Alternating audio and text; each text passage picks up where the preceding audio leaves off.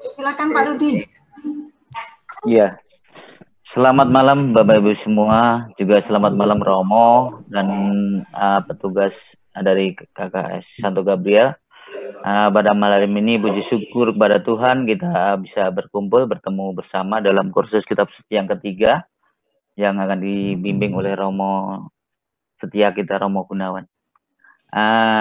Sebelum kita memasukin acara, terima kasih bagi Bapak Ibu semua yang sudah berkenan gabung di sini. Ada sekarang sekitar 163 ya di pertemuan yang ketiga. Mudah-mudahan bisa menikmati bersama untuk pertemuan pada malam hari ini supaya lebih hikmat atau lebih tenang. Nanti akan dibacakan beberapa aturan supaya kita dapat Zoom acara malam ini bisa berjalan dengan baik. Mohon dibantu dari Pak Lintaka aturan. Sebentar Pak, sebelum doa pembuka Pak. Ya, Bapak Ibu semua, kita juga karena berasal dari banyak tempat ya, ini bukan hanya dari Gabriel aja, dari Bali, dari Palembang, ada yang dari Singapura segala. Sehingga kita membuat tata tertib ini. Yang pertama adalah sebelum pembelajaran dimulai, mic dan video boleh di-on. Tapi setelah sesi pelajaran atau setelah dimulainya nanti doa pembukaan, mic dimohon untuk di-off-kan dan video boleh on atau off. Tapi mic tetap harus off karena untuk menjaga supaya semua pembelajaran pada malam hari ini bisa berjalan. Kemudian, peserta wajib berpakaian rapi dan dalam posisi duduk. Nah, yang selanjutnya adalah peserta wajib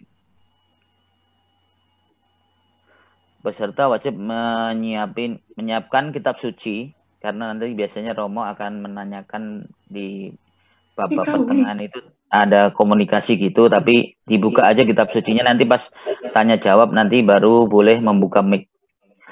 Pertanyaan tentang materi kitab suci silakan ditulis di live chat dengan format tanya _2 pertanyaannya titik gitu ya.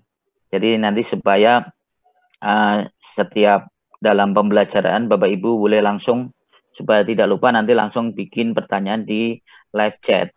Nanti kita akan berusaha untuk menanyakan dulu kepada Romo. Nanti kalau waktunya masih ada, nanti kita biasanya boleh pertanyaan langsung. Yang bertanya cuma sedikit gitu ya. Untuk itu sebelum acara kita mulai pada malam hari ini, ya kita akan berdoa bersama dulu supaya Tuhan memberkati segala acara pada malam hari ini. Dalam nama Bapa dan Putra dan Roh Kudus, amin. Ya Bapak, terima kasih. Selamat malam atas hari yang indah ini ya Bapak. Kau pertemukan kami semua di dalam belajar tentang kitab suci, di mana Engkau bersabda lewat kitab suci ini ya Bapak. Semoga kami dapat mengerti, memahami, dan dapat melaksanakan dalam kehidupan kami di hari-hari yang akan datang. Kami bersyukur karena Tuhan menyertai kami semua, terutama juga pada Romo Gunawan sampai saat ini Kau berikan kesehatan, sehingga kami dapat menyelenggarakan kitab suci kursus ini dengan baik. Kami mohon bimbingan-Mu ya Bapa, semoga Engkau membuka hati, pikiran, dan akal budi kami, sehingga kami mampu untuk apa yang Engkau kehendaki bagi kami. Kami juga berdoa bagi teman-teman kami yang belum sempat hadir. Semoga di lain waktu Tuhan memberikan kesempatan untuk hadir bersama, untuk mendengarkan sabda-Mu lewat kursus kitab suci Injil Matius ini. Kemuliaan kepada Allah Bapa dan Putra dan Roh Kudus, seperti pada permulaan, sekarang, selalu, dan sepanjang segala abad. Terpujilah nama Tuhan Yesus, Santa Maria, dan Santo Yosef untuk selama-lamanya. Amin. Dalam nama Bapa dan Putra dan Roh Kudus. Amin. Monggo Romo, kami persilakan Romo. Para ibu bapak, saudara-saudaraku yang terkasih, selamat malam. Selamat malam Romo. Hari ini kita memasuki hari yang ketiga dari 14 pertemuan yang kita rencanakan. Setelah kita memasuki atau melewati pertemuan pertama dan kedua, kita akan mencoba untuk membuka kitab suci lebih banyak lagi, supaya kita langsung berhadapan dengan ayat-ayat yang ada di sana. Yang perlu diingat bahwa mempelajari kitab suci adalah ingin mengenal Tuhan Yesus lebih dalam dari sudut Injil Matius. Kita mau mengenal Kristus yang kita imani sebagai juru selamat kita semua dari sudut pandangan Injil Matius yang pasti berbeda dengan Injil-Injil yang lain. Oleh karena itu yang perlu diingat adalah bahwa kita semua sudah banyak sekali mendapatkan informasi tentang kitab suci dan Injil yang kadang-kadang antara satu dengan yang lain seringkali tercampur aduk antara Matius, Markus, Lukas, dan Yohanes.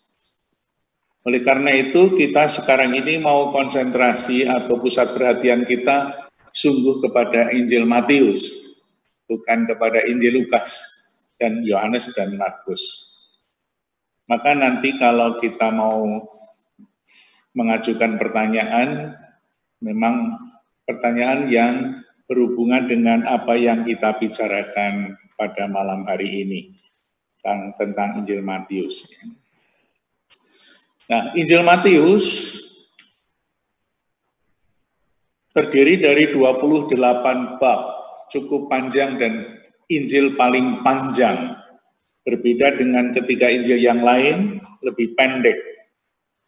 Dunianya pun berbeda. Injil Matius itu punya latar belakang dan budaya Yahudi yang sangat kental dengan pengetahuan tentang Perjanjian Lama. Ini sudah kita ulang-ulang dari kemarin. Perjanjian Lama itu apa? Yakni yang paling utama adalah kitab Taurat, 5 kitab Taurat Musa dan kitab-kitab sejarah. Lalu juga ada 5 kitab kebijaksanaan, kecuali Mazmur adalah kitab doa. Lalu kitab para nabi. Kita pernah mendengar bahwa seluruh ajaran kitab para nabi bertumpu pada 2 kata, cinta kepada Tuhan dan kepada sesama. Maka di dalam kitab Taurat dan kitab para nabi akan kita temui banyak tentang aturan-aturan, misalnya soal kafir, soal haram, bagaimana aturan-aturan yang dibuat oleh Musa dan lain sebagainya. Oleh karena itu sekarang kita mau mencoba untuk melihat lebih dekat dengan teksnya, dengan ayatnya. Kita nanti akan melihat bahwa ternyata di dalam Injil Matius tidak ada kisah-kisah yang sudah kita kenal dengan begitu dekat. Misalnya saja, di Matius tidak ada kisah tentang Yesus yang merubah air menjadi anggur. Itu hanya ada di dalam Injil Yohanes.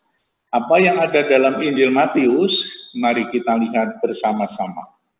Kita akan buka kitab suci kita dari awal, bab 1. Apa yang ada di sana? Mari kita bersama-sama membuka dan membaca bersama-sama apa yang ada dalam bab 1. Sudah siap semuanya? Injil Matius diawali dengan silsilah Yesus. Orang-orang Yahudi sangat punya perhatian terhadap silsilah keluarga. Hampir semua orang mempunyai silsilah itu di Israel. Lebih-lebih kalau mau mengangkat seorang imam, itu silsilah menjadi penting. Orang harus punya keturunan dan punya darah imam.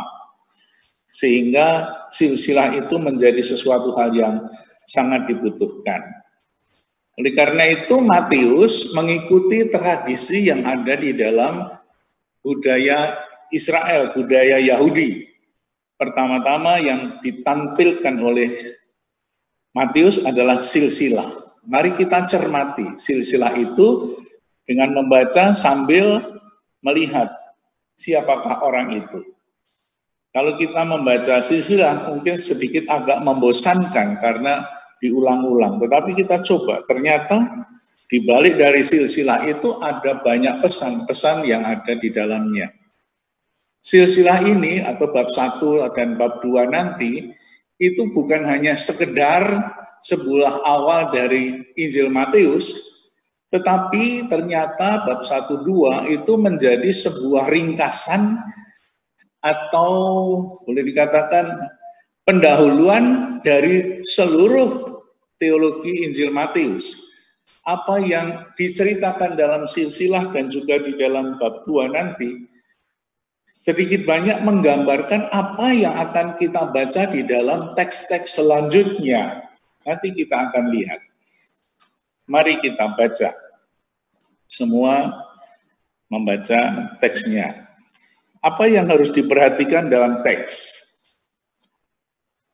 Coba nanti Bapak Ibu perhatikan, coba digarisbawahi di dalam kitab suci Anda, dari silsilah yang cukup panjang itu coba cari nama-nama yang wanita. Ada enggak? Ada berapa kalau ada? Kita baca bersama. Sambil memperhatikan, sambil menggarisbawahi mana yang wanita. Karena di dalam silsilah orang Israel, tidak pernah biasa ada silsilah wanita. Silsilah biasanya laki-laki semua. Karena zaman dahulu ya kita ketahui, wanita tidak pernah mendapatkan tempat di tengah-tengah bangsa Israel. Yang penting adalah laki-laki. Silsilah Yesus Kristus. Inilah silsilah Yesus Kristus, anak Daud dan anak Abraham. Abraham memperanakkan Ishak, Ishak memperanakkan Yakub, Yakub memperanakkan Yehuda dan saudara-saudaranya. Yehuda memperanakkan Peres dan Sera dari Tamar. Peres memperanakkan Hesron, Hesron memperanakkan Ram. Ram memperanakkan Aminadab, Aminadab memperanakkan Nahason. Nahason memperanakkan Salmon, Salmon memperanakkan Boas dari Rahab. Boas memperanakkan Obed dari Rut, Obed memperanakkan Isai. Isai memperanakkan Raja Daud. Daud memperanakkan Salomo dari istri Uria. Salomo memperanakkan Rehabeam. Rehabeam memperanakkan Abia. Abia memperanakkan Asa. Asa memperanakkan Yosafat. Yosafat memperanakkan Yoram. Yoram memperanakkan Uzia. Uzia memperanakkan Yotam. Yotam memperanakkan Ahaz. Ahaz memperanakkan Hizkia. Hizkia memperanakkan Manase. Manase memperanakkan Amon. Amon memperanakkan Yosia. Yosia memperanakkan Yekonia dan saudara-saudaranya pada waktu pembuangan ke Babel. Sesudah pembuangan ke Babel, Yekonia memperanakkan Sealtiel. Sealtiel memperanakkan Zerubabel. Zerubabel memperanakkan Abihud. Abihud memperanakkan Eliakim. Eliakim memperanakkan Asor. Asor memperanakkan Sadok. Sadok memperanakkan Akim. Akim memperanakkan Eliud.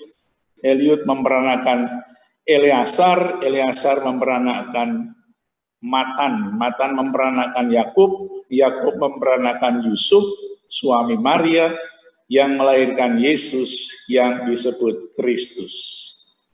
Jadi seluruhnya ada 14 keturunan dari Abraham sampai Daud.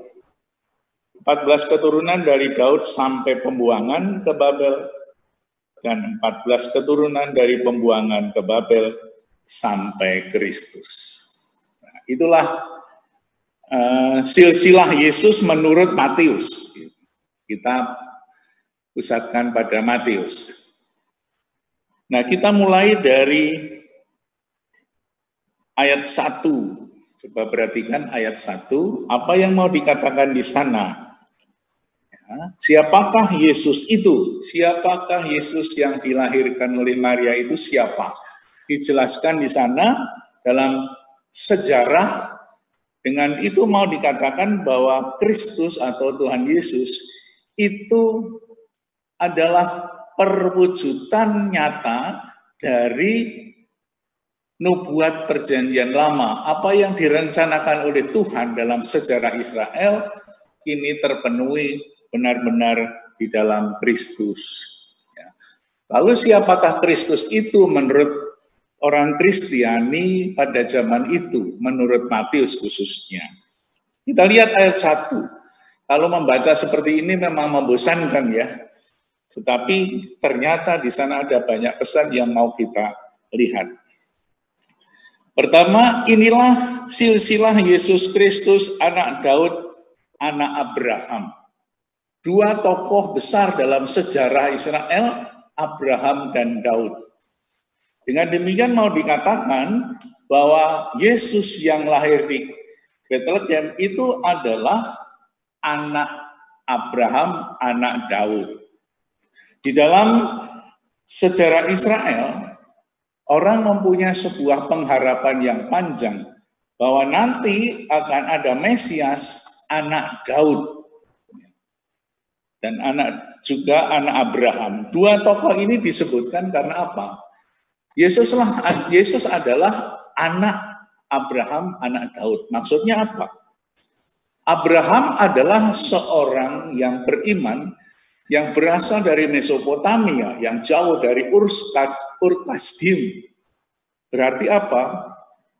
Abraham itu bukan orang Israel. Dengan demikian Matius pertama-tama sudah mau mengatakan bahwa Yesus itu punya benih, punya nenek moyang yang bukan dari Israel. Dengan demikian mau dikatakan bahwa kehadiran Yesus di dunia ini adalah untuk semua orang, bukan hanya untuk orang Israel. Di sana sudah ada sebuah nilai universalitas bahwa Yesus datang untuk semua manusia. Yang kedua, Yesus adalah anak Daud. Daud adalah seorang raja. Maka Yesus kemudian diimani adalah keturunan raja. Nanti akan terlihat di dalam bab 2. Orang mengimani Yesus sebagai raja. Di dalam tradisi atau budaya orang Israel, Yesus itu selalu disebut anak Daud. Karena memang Mesias itu diharapkan sebagai orang yang keturunan Daud.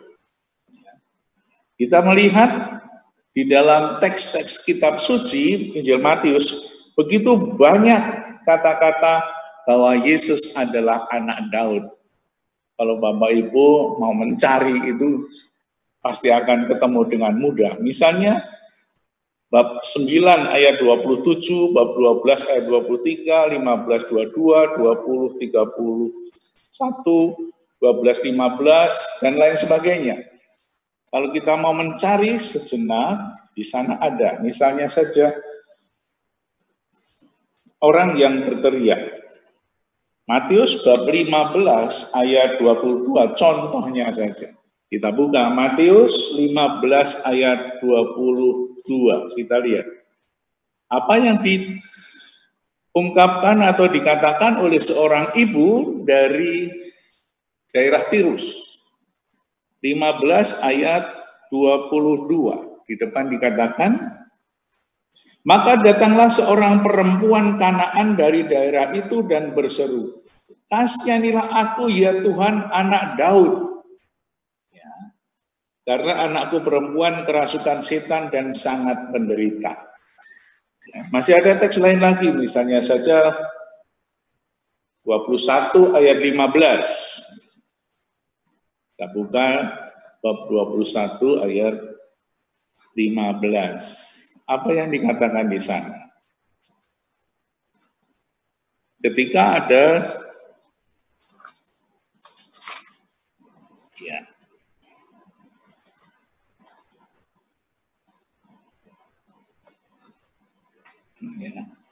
Tetapi ketika imam-imam kepala dan ahli Taurat melihat mujizat-mujizat yang dibuat itu, dan anak-anak yang berseru dalam bait Allah, Hosana bagi anak Daud. Ya. Mungkin lagi tentang bab 21 ayat tadi berapa? Bab 22 ayat 42. Kita lihat.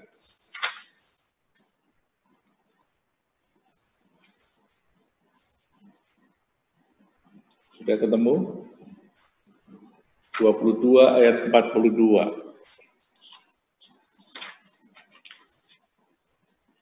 Apakah pendapatmu tentang Mesias? Anak siapakah dia? Kata mereka kepadanya, anak Daud. Jadi kita bisa menemukan begitu banyak harapan orang-orang Israel terhadap Mesias yang akan datang. Karena sesudah Daud tidak ada lagi orang yang sehebat Daud, maka mereka mengharapkan, punya pengharapan akan hadirnya seorang pemimpin yang disebut Mesias yang berasal dari anak Daud. Maka itulah gelar yang dimiliki oleh Yesus, bahwa Yesus adalah anak Daud dan anak Abraham. Lalu kita lihat 4 wanita. Sudah ketemu belum 4 wanita? Ya. Siapa saja? Ada moga-moga benar semuanya. Ada 4 wanita. 1, Tamar. Benar? Moga-moga benar. Di ayat 3 ada Tamar. Lalu berikutnya ada Rahab. Lalu ada Ruth. Lalu ada Betseba. Ya, 4 wanita. Kenapa? Dan siapakah wanita itu? Kenapa wanita dimasukkan dalam silsilah itu? Ternyata mempunyai maksud yang sangat indah.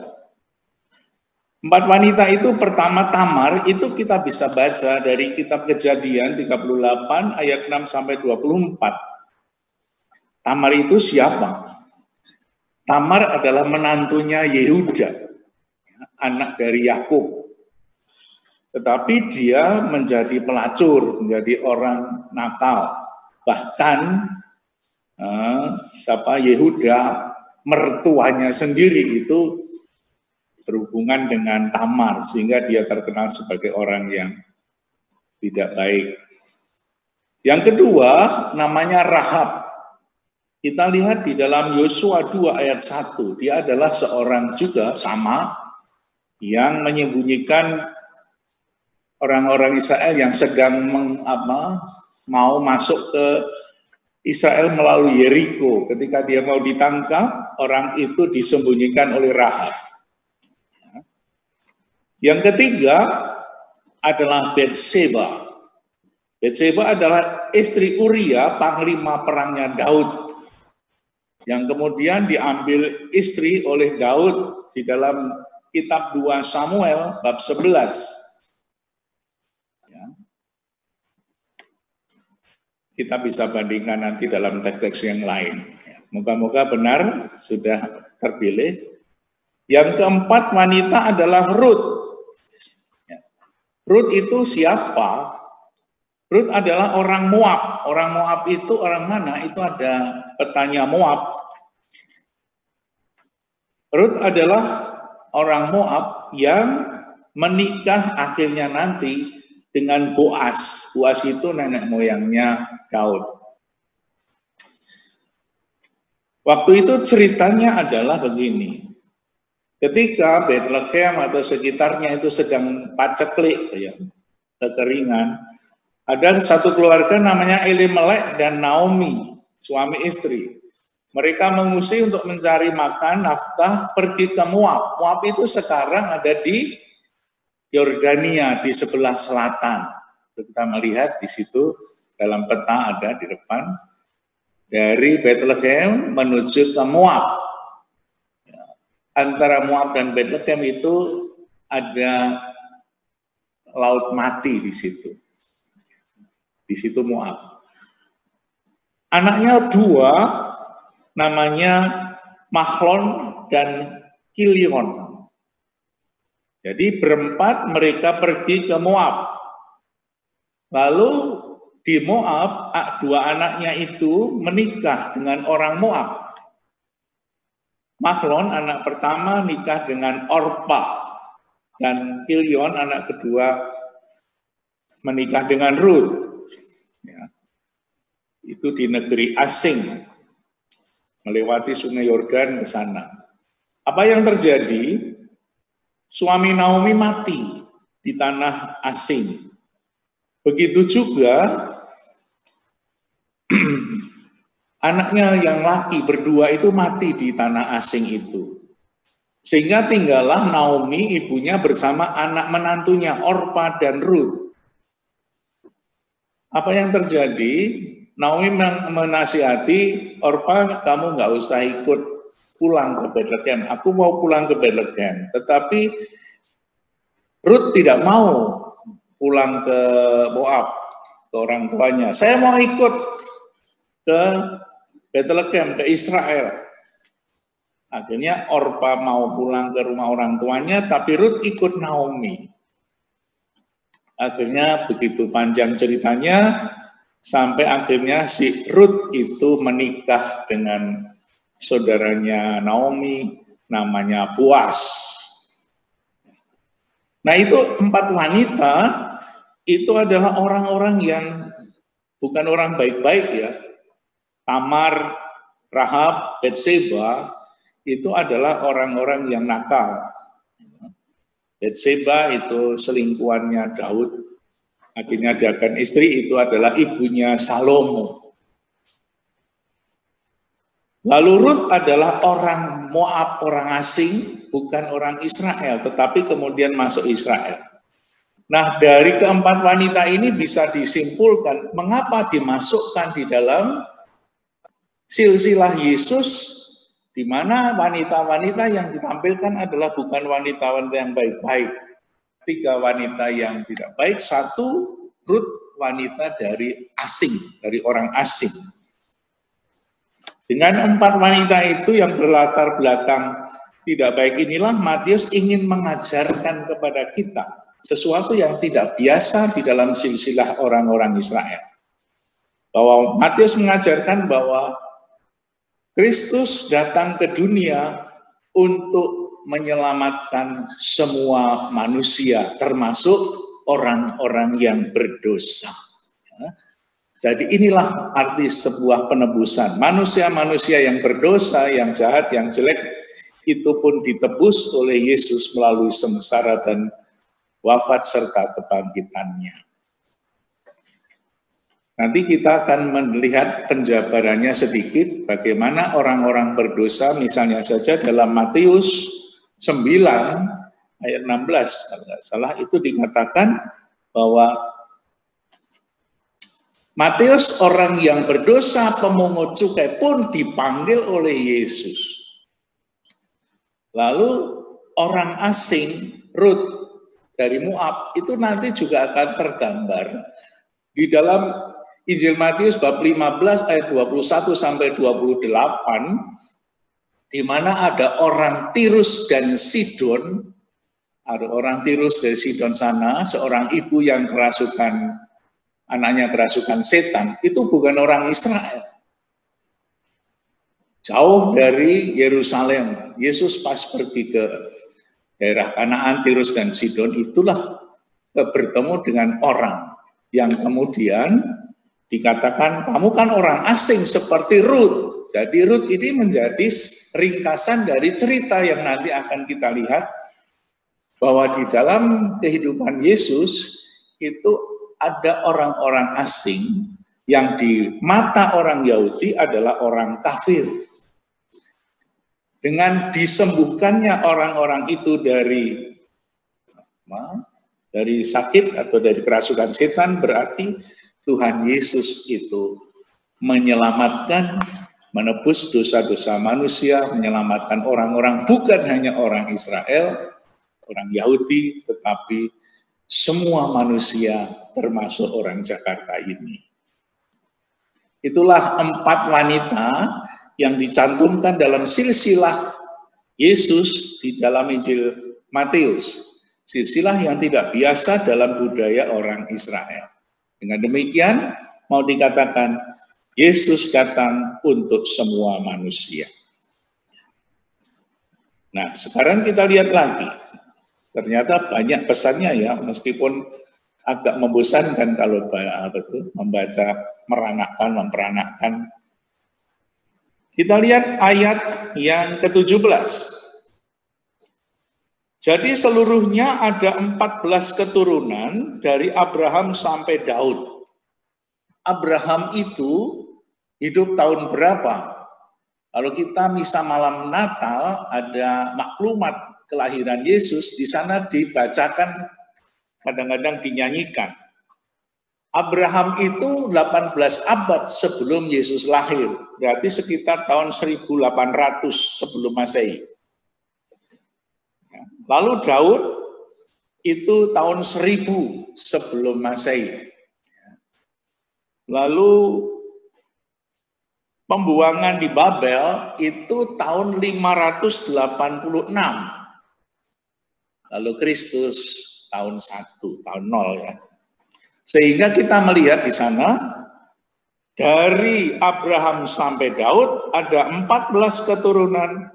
Dari Daud sampai pembuangan ke Babel ada 14 keturunan, dan dari Babel sampai Kristus ada 14 keturunan. Ini menjadi sebuah awal dari tanda-tanda angka.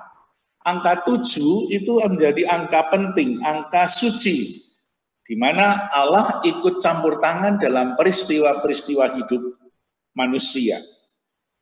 Angka 14 adalah 2 kali 7. Sehingga nanti angka 7 itu akan mewarnai seluruh Injil Matius. Ini budaya orang-orang Yahudi. Angka 7 adalah angka yang begitu baik menyatakan kehadiran Allah. Bagi kita orang Indonesia agak susah ya, angka 7 kok pun penuh wibawa, ada apa? Amin. Namun kalau orang-orang Israel mendengar angka 7, itu matanya langsung melek, ada apa ini angka 7? Misalnya salah satu contohnya angka 7, kita kemarin mempelajari dalam PKSN, doa Bapa kami, ternyata itu ada angka 7. 3 untuk Tuhan, 4 untuk permohonan kita manusia. Lalu yang terkenal adalah nanti Injil bab 18 ayat 21 sampai 35 akan dibacakan nanti hari Minggu di gereja, adalah ketika Petrus bertanya, berapa kali saya harus mengampuni? Masih ada lagi yang lain. Misalnya kisah 5 roti dan 2 ikan, itu juga jumlahnya 7. Tetapi di lain pihak, bab 15 ayat 32 sampai 39, itu juga ada perbanyakan roti yang kedua, yaitu bukan 5 roti dan 2 ikan, tetapi 7 roti dan beberapa ikan. Lalu juga ada angka 7, 7 roh. 7 roh. Ada lagi angka 7 setan dan lain sebagainya. Jalan salib kita juga ada 14 perhentian ya, 7 kali 2. Oleh karena itu, angka 7 yang ada di dalam Injil Matius menjadi sebuah ringkasan gambaran bahwa nanti di tengah-tengah di dalam pewartaan Injil Matius ada banyak angka 7, di mana diyakini bahwa Tuhan itu menyertai mereka, hadir di dalam setiap hidup dan perjuangan mereka. Maka tema yang besar yang ada di dalam Injil Matius adalah Dominus Vobiscum. Itu di dalam di dalam tulisan kita, di dalam lembaran-lembaran itu dikatakan Tuhan menyertai kita. Dominus Vobiscum, Tuhan beserta kita. Nah, itulah ada kira-kira berapa ya tadi?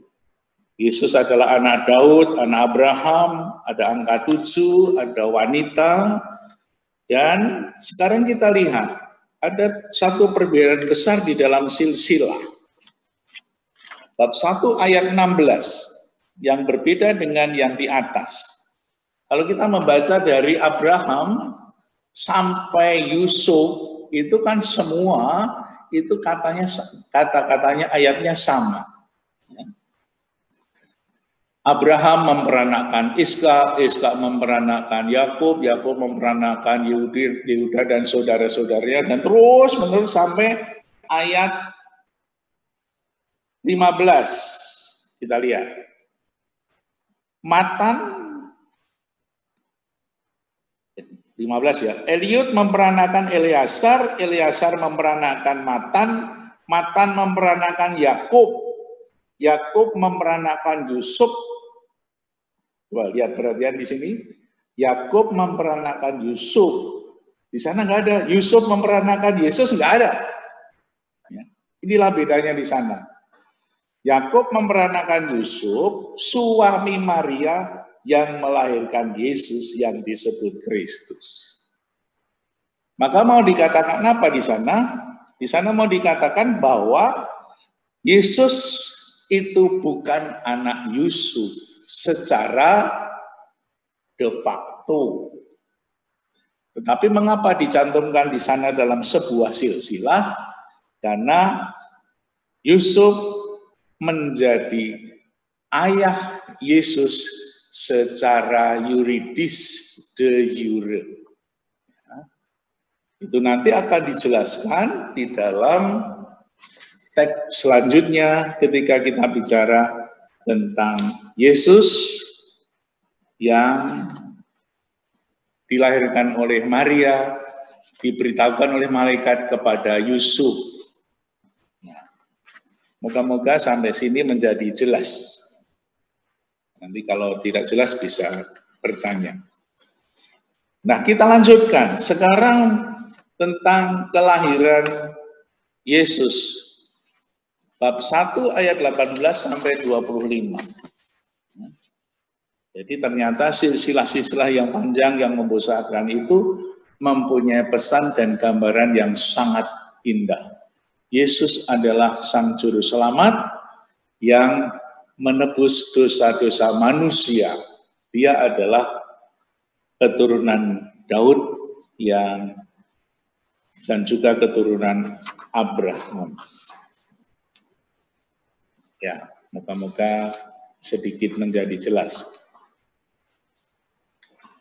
Apa yang ada di dalam ayat itu nanti menggambarkan teks-teks Matius yang ada di dalam keseluruhan Injil Matius. Jadi, bab 1-2 ini menjadi sebuah pendahuluan dari seluruh Injil Matius, di mana pokok-pokoknya sudah kita lihat tadi dari beberapa ayat, sehingga nanti itu akan dikembangkan dalam kisah-kisah selanjutnya.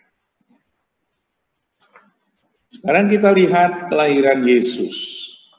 Apa yang ada di sini, di Injil Matius berbeda dengan Injil Lukas, meskipun ceritanya kelahiran Yesus. Kita lihat di bawah judul itu, kelahiran Yesus Kristus 1, bab 1 ayat 18 sampai 25, dalam kurung Lukas 2, 1 sampai 7. Meskipun judulnya sama dan ada di dalam Injil Lukas juga, tetapi isinya berbeda. Isinya apa berbeda?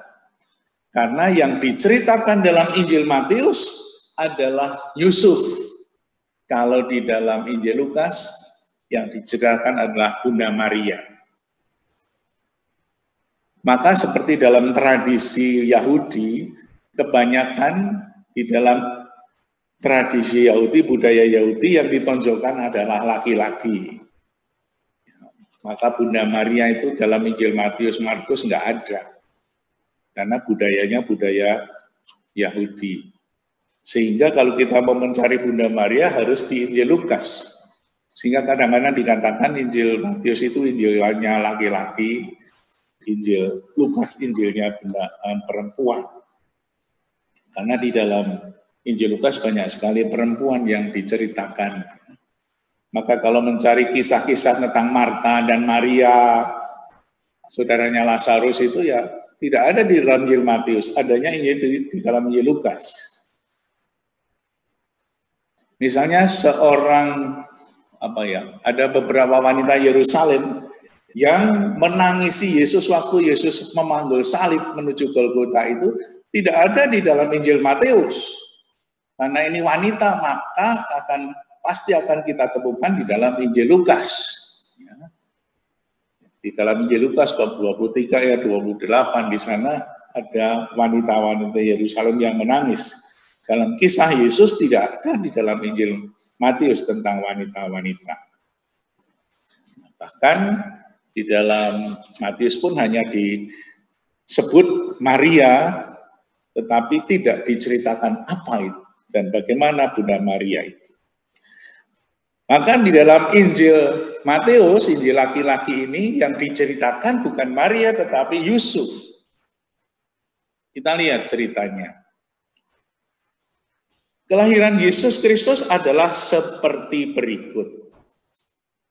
Pada waktu Maria, ibunya bertunangan dengan Yusuf, ternyata ia mengandung dari Roh Kudus. Sebelum mereka hidup sebagai suami istri. Karena Yusuf suaminya seorang yang tulus hati dan tidak mau mencemarkan nama istrinya di muka umum, ia bermaksud menceraikannya dengan diam-diam. Tapi ketika ia mempertimbangkan maksud itu, malaikat Tuhan nampak kepadanya dalam mimpi dan berkata, Yusuf, anak Daud, janganlah engkau takut mengambil Maria sebagai istrimu, sebab anak yang di dalam kandungannya adalah dari Roh Kudus. Ia akan melahirkan anak laki-laki dan engkau akan menamakan dia Yesus. Karena dialah yang akan menyelamatkan umatnya dari dosa. Hal itu terjadi supaya genaplah yang difirmankan Tuhan oleh Nabi. Sesungguhnya anak darah ini akan mengandung dan melahirkan seorang anak laki-laki dan mereka akan menamakan dia Immanuel. Yang berarti Allah menyertai kita. Inilah tema Injil Matius, Allah menyertai kita semua. Dominus vobiscum. Sesudah bangun dari tidurnya, Yusuf berbuat seperti yang diperintahkan malaikat Tuhan itu kepadanya. Ia mengambil Maria sebagai istrinya, tapi tidak bersetubuh dengan dia sampai ia melahirkan anaknya laki-laki, dan Yusuf menamakan dia Yesus. Nah, disebutkan di sana Yusuf adalah seorang yang tulus hati. Pada saat itu ada sebuah hukum yang berlaku untuk semua. Misalnya salah satunya adalah hukum rajam. Kalau seorang wanita itu mempunyai anak tapi tidak ketahuan bapaknya, hukumnya rajam sampai mati. Itu kita masih ingat, kita kalau pinjam Injil Yohanes bab 8, itu adalah seorang wanita yang kedapatan tangkap basah. Apa waktu itu musim hujan kok basah? Maksudnya ya ketangkap basah. Itu dilempari batu sampai mati. Tapi dicegah oleh Yesus, siapa yang belum pernah berbuat dosa lemparkanlah batu yang pertama.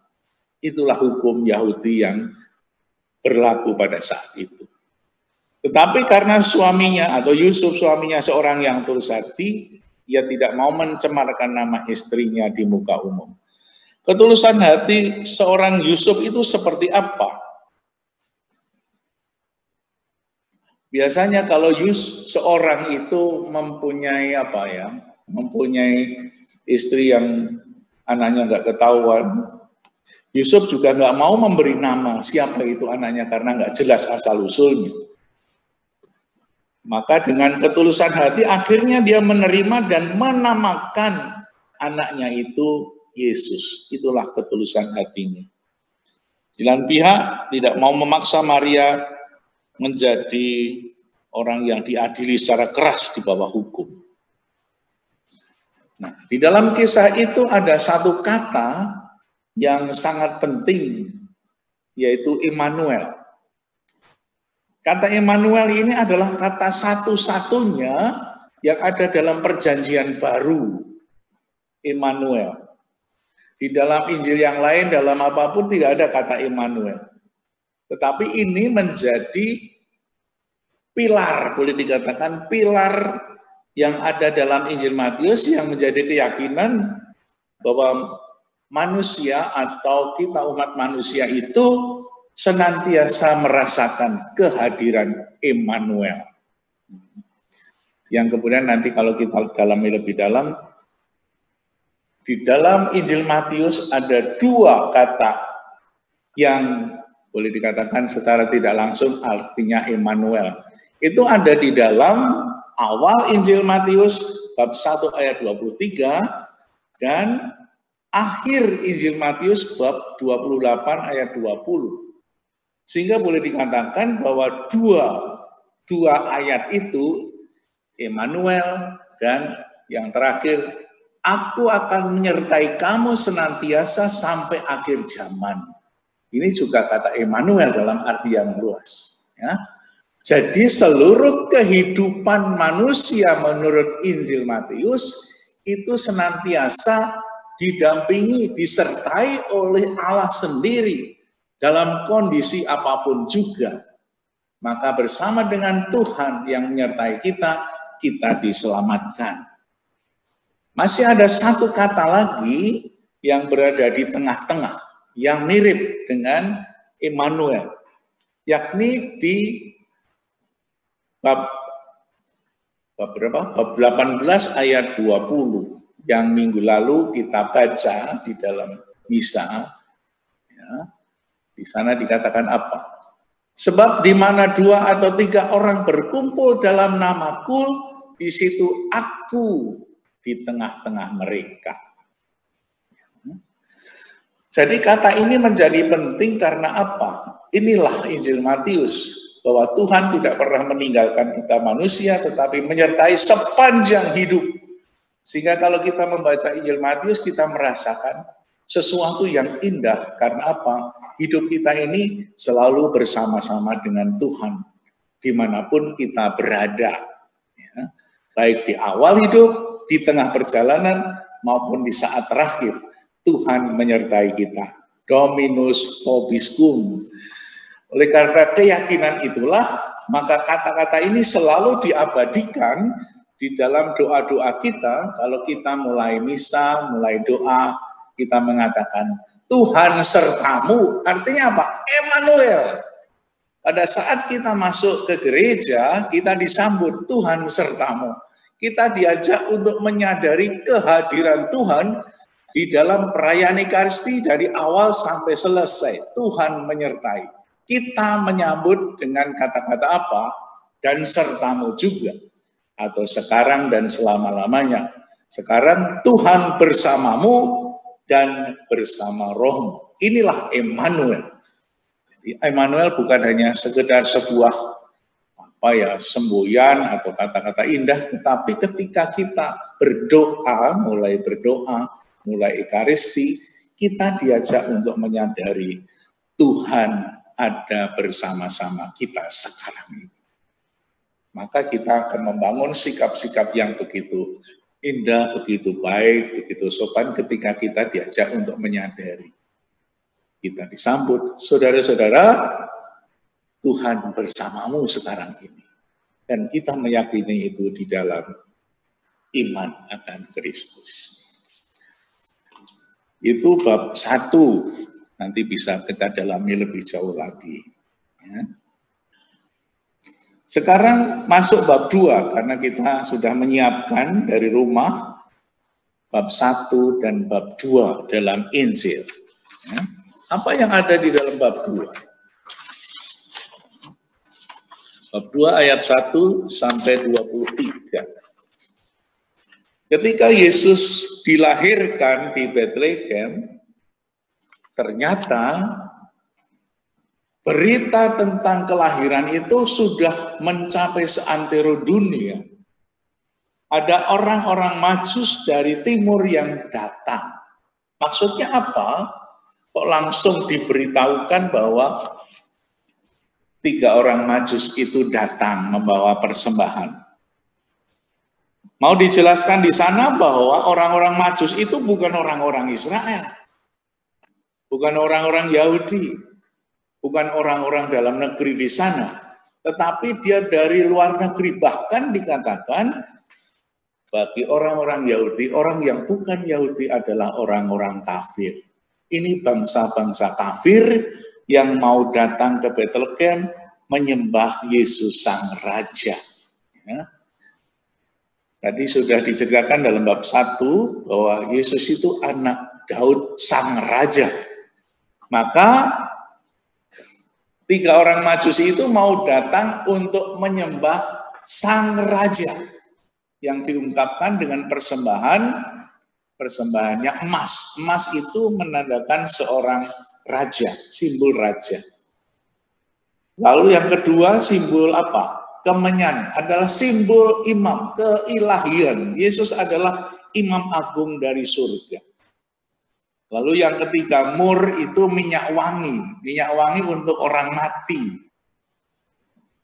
Artinya apa? Bahwa Yesus yang lahir, yang hidup, dan nanti mati di kayu salib adalah seorang nabi, atau yang lebih sang penebus dosa manusia.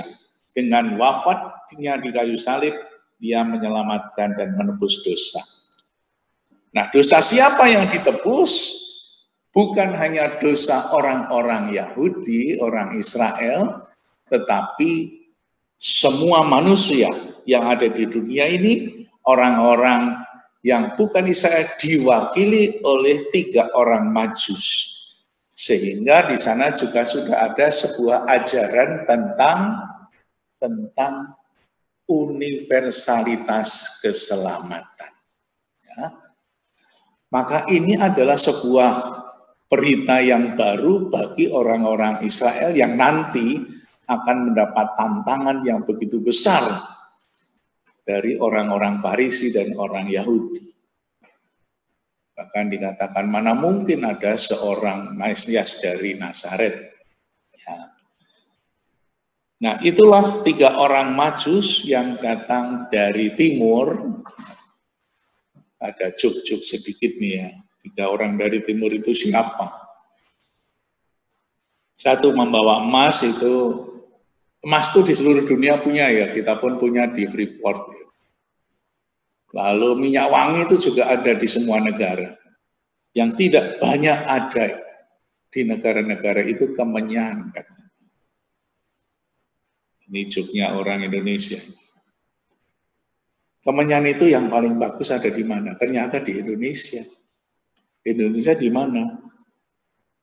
Di Sumatera Utara katanya kemenyan yang paling bagus.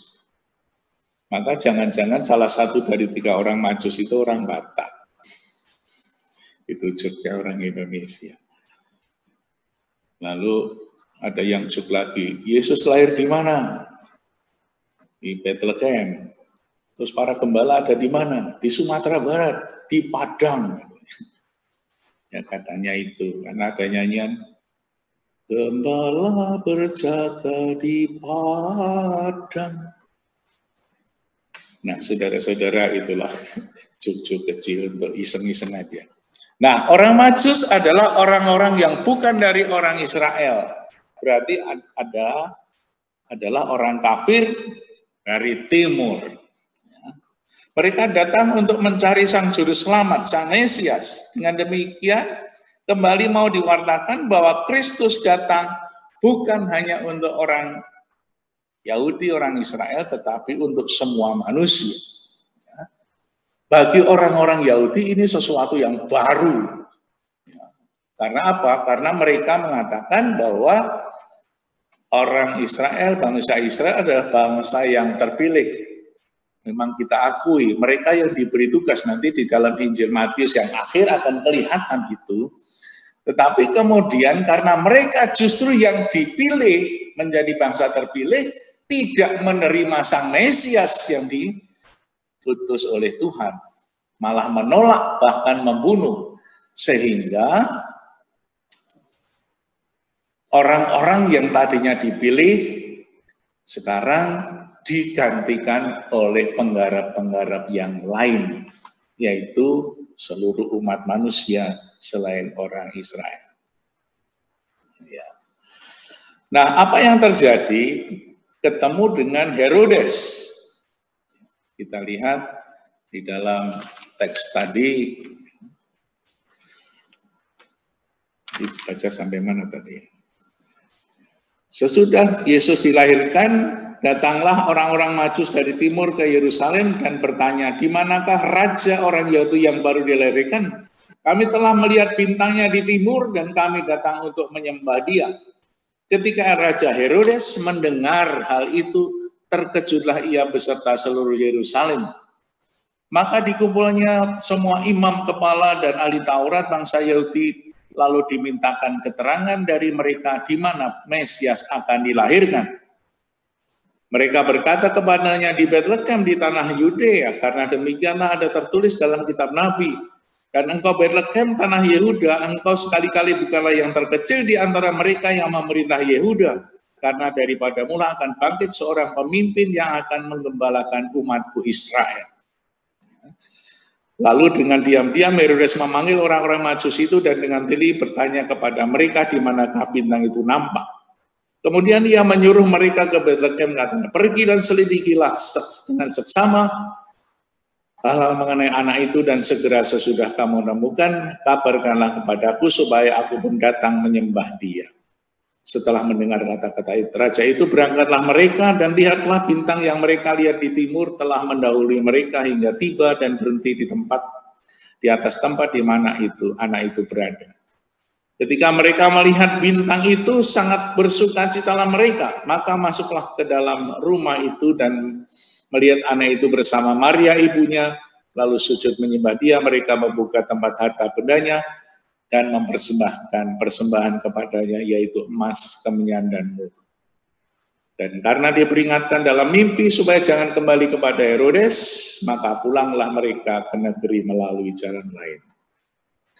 Herodes ini adalah seorang raja yang sangat kejam ya. Kalau kita melihat sejarahnya Herodes itu bukan orang Israel, tetapi orang Edomia, ya, yang mempunyai istri Edomia juga. Tetapi karena kepandiannya adalah merayu banyak pemimpin, khususnya Julius Caesar waktu itu yang di Roma, dia diangkat menjadi raja di Yudea.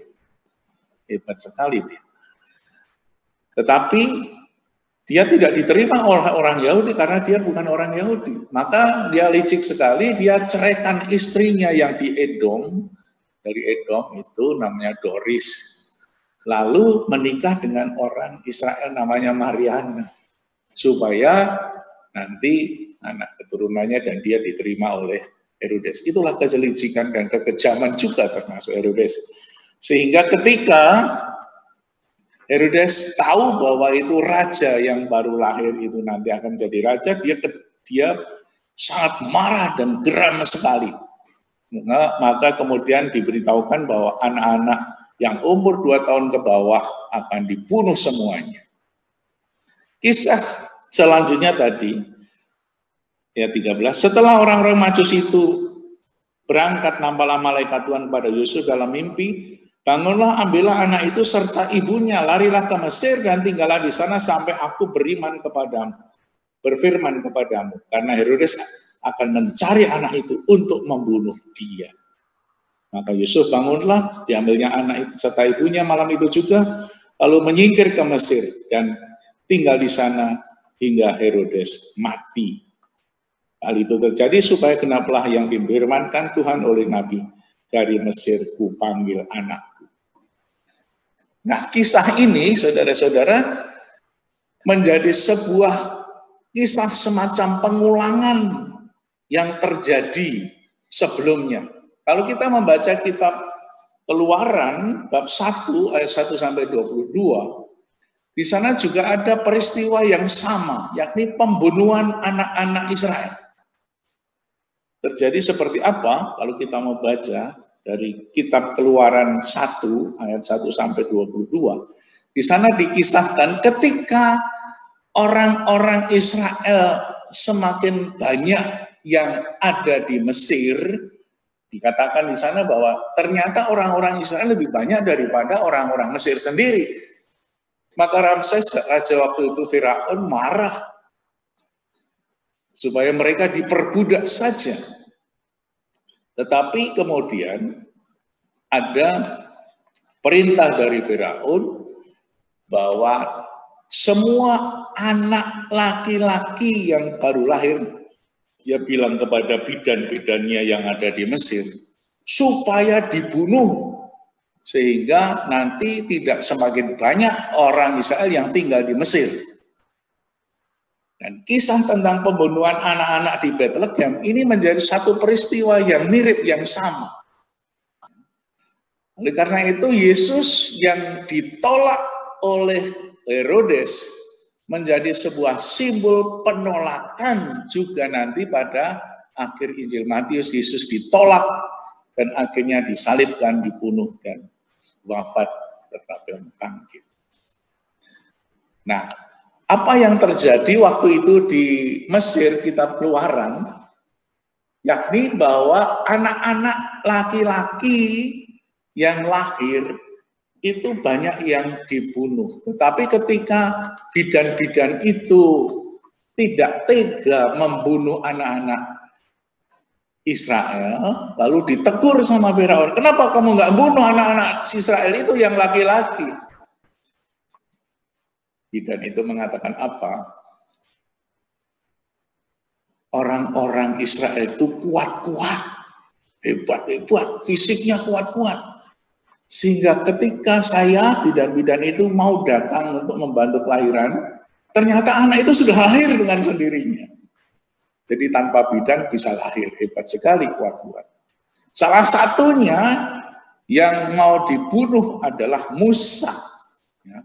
Akhirnya Musa itu tidak dibunuh karena nggak tega, anak-anak baik-baik kok dibunuh.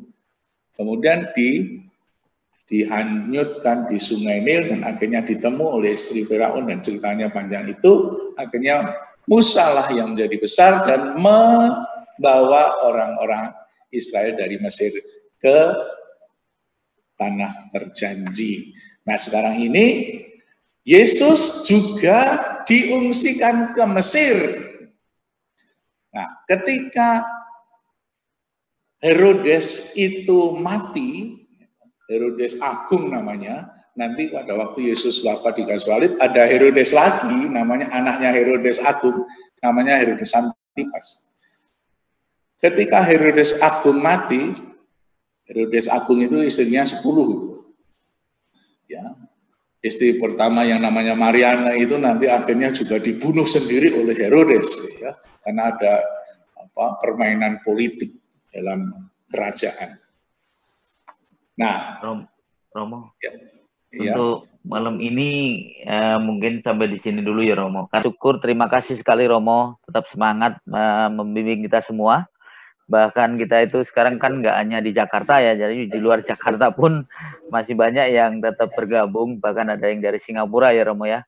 Semoga pewartaan ini sungguh menjadikan penambahan iman bagi kita semua lewat pastor kita Romo Gunawan.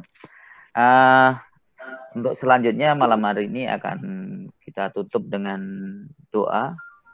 Nah, nanti mohon berkat untuk Romo untuk setelah doa ya Romo ya.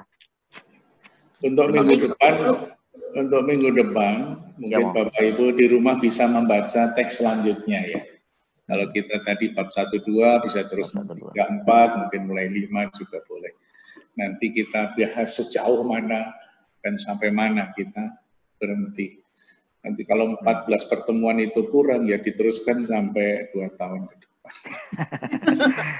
Cuman 28 bab Romo, mudah-mudahan nggak terlalu lama. Iya Mbak Silvi, ada pengumuman Mbak Silvi? Tidak ada pengumuman, tidak ada, kita ya? Foto dulu ya. Oh iya, sebelum ini kita foto dulu. Videonya dinyalakan semua. Videonya mohon dinyalakan semua. Dan dengan senyumannya mungkin nanti supaya lebih enak gitu. Oh, ya. Semua udah dibuka ya Mbak? Belum. Sesi 1 foto, siapa aja yang belum?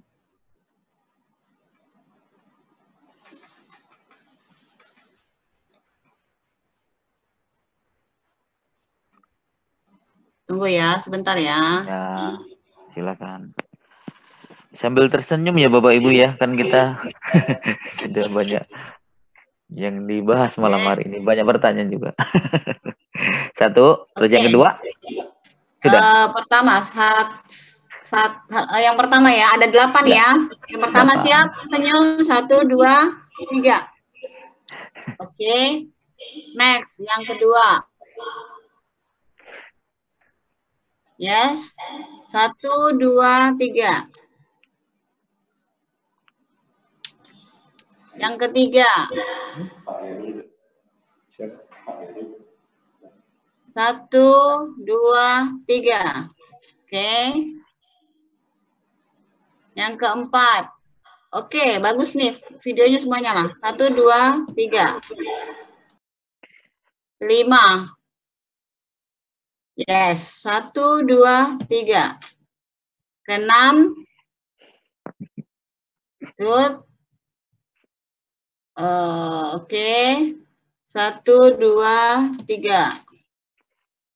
7. Banyak yang mati nih videonya. Kenapa nih?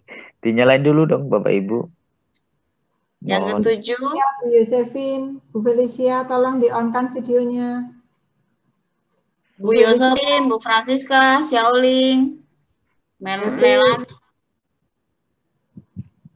Ya, ayo yang lain tolong dinyalakan.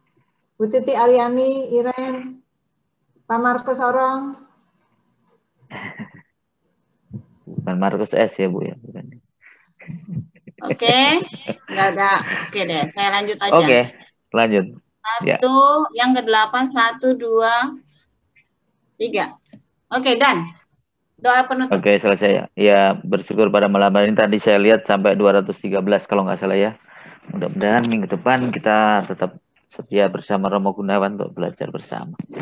Terima kasih. Dari Pak Heru ada yang disampaikan Pak Heru? Tidak ada ya? Tidak ada Pak Rudi. Terima kasih. Terima kasih. Berarti kita malam hari ini tetap kita tutup dengan doa sebagai ucapan syukur kita pada malam hari ini bisa berjalan dengan baik. Semoga apa yang kita dapatkan hari ini akhirnya dapat kita menambah iman kita lebih dekat lagi pada Tuhan.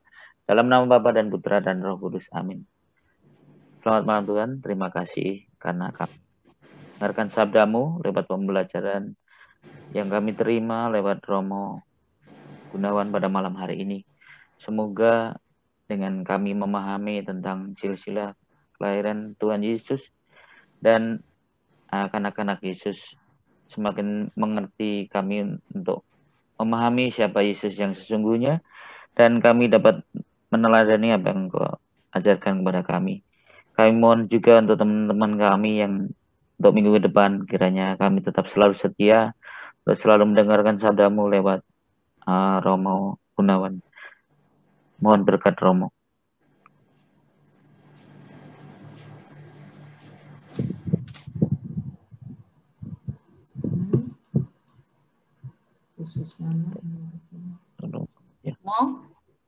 Mohon berkat Romo. Kemut ya Romo ya? Udah. Udah ada Romo. Ya, dari sini nyala. Udah Mo. Sudah Romo. Sudah. Tuhan sertamu dan sertamu juga. Semoga saudara sekalian yang bertekun di dalam doa dan belajar bersama ini, bersama keluarga dan saudara-saudara kita yang di rumah, selalu dilindungi dan diberkati, dijaga oleh Tuhan, sehingga malam ini bisa beristirahat dalam damai Tuhan, dengan membawa berkat dari Allah yang Maha Kuasa, Bapa dan Putra dan Roh Kudus. Amin. Terima kasih Romo. Terima kasih Bapak Ibu. Teman-teman. Terima kasih Romo. Terima kasih semuanya. Terima kasih Romo. Terima kasih Romo. Pak Rudi, terima kasih Bu Regina. Terima kasih Bu Re. Terima kasih Mbak Heru. Pak Rudi tidak live dulu. Iya. Terima kasih Mbak Heru.